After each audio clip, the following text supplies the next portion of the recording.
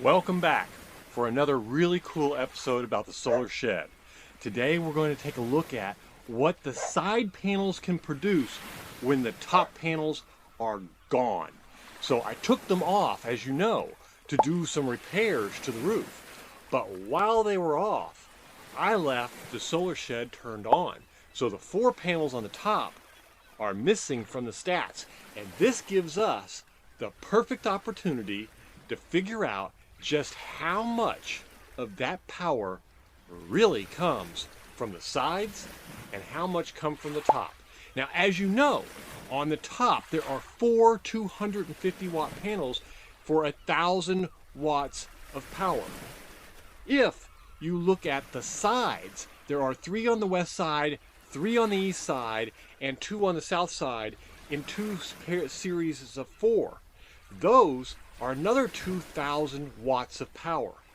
But they're mounted vertically between buildings and between RVs. So, what do you think the results would be from those side panels? Because I'm telling you, you're gonna be surprised, just like I was.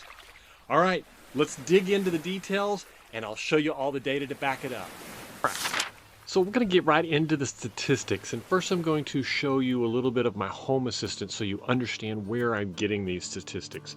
As you can see here, Home Assistant shows me my energy uses across the days going this way, total distribution this way of solar generated, total power used, grid input used, battery in and out.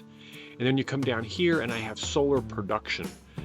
Solar production would be the 2 sources that I have here. The first one is the 3,700 watts of power that is actually on the RV.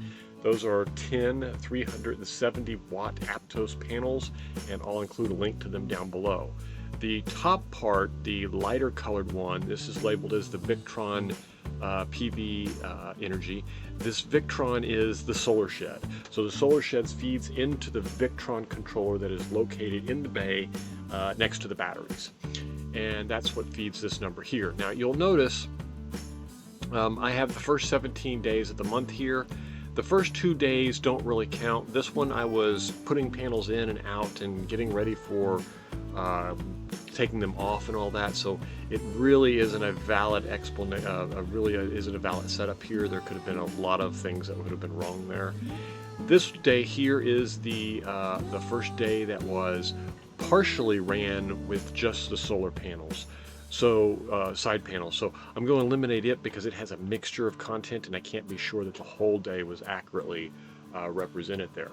So we get into the next 4 days. All 4 of these days, the solar panel vertical panels were the only panels, all 8 of them, 2 series of 4 panels were both handled here. And you saw that picture in the original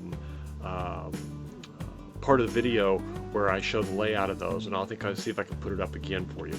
But these 4 are the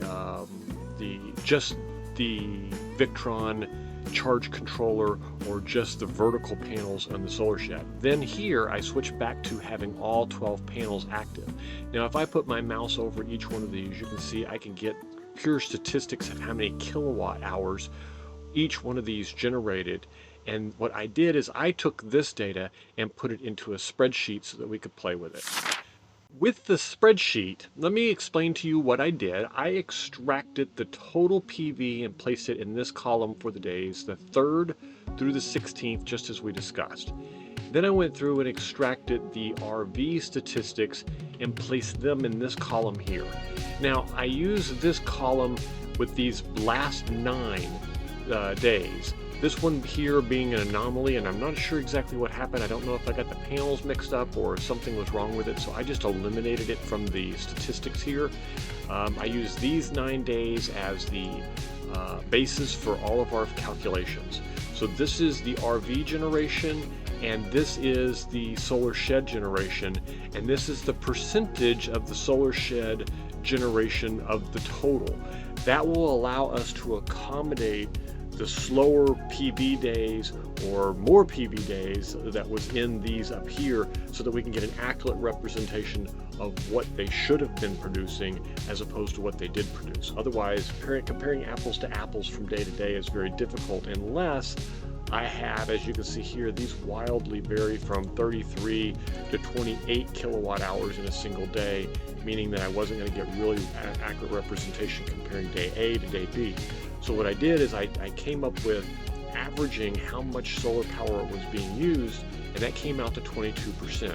Now, if I use that 22%, you'll see that it comes up to pretty close to being a good estimate of what it was. In other words, 22% of the RV power is what the solar shed would generate. And so I use that over here, saying 22% of the RV power here would be what the solar shed should generate, which is in this column here. What it actually generated is here. It was only these percentages of the total power, meaning that the solar shed itself, the vertical panels within the solar shed, on each of these days generated right at 50% of the income, which was a total stunner shocker to me. I expected that the production to be 20 to 25%, and that they were producing that or even less, as little as 15%. What I didn't expect is for those panels to be producing half of the energy coming from the solar shed. So just to be clear, what this is saying is that on this day it would have produced 5.25 kilowatt hours of energy from the solar shed. It generated 2.51, but based on the fact that these percentages are so accurate down here, I can safely assume that 48% of the power that it did generate is 48% of what it would have generated, given that the solar panels were on the top and the same daylight had existed. So this goes straight down the line here at about 50%. This averages at 50%. You can take this, and this averages at 100%.